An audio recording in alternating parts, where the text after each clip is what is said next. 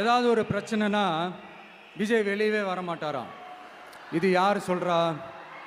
இந்த மற்றும் பலர் கட்சியில் ஒருத்தர் இருக்கிறார்ல, 10 தடவை தோத்து போனாரு,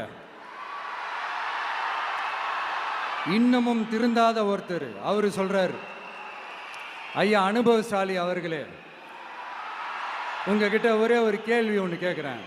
இந்த சேலத்துக்கு பக்கத்தில் இருக்கிற அந்த தொகுதியில் மட்டுமே போய் பதுங்கிக்காம தமிழ்நாட்டில் வேற ஏதாவது ஒரு தொகுதியில் நின்று உங்களால் ஜெயிச்சு காட்ட முடியுமா?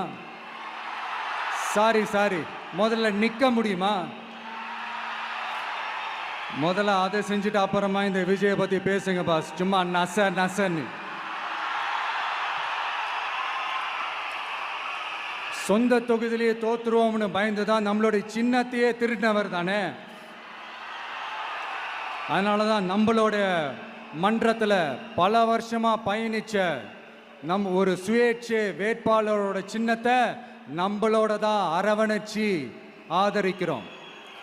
அதனால எடப்பாடி தொகுதி மக்களே, அந்த சுயேட்சை வேட்பாளரோட சின்னத்தில் அந்த டிவி சின்னம், அந்த டிவி சின்னத்தில் நீங்க ஓட்டு போடுறது நம்ம விசில் சின்னத்துக்கு நீங்க ஓட்டு போடுற மாதிரி.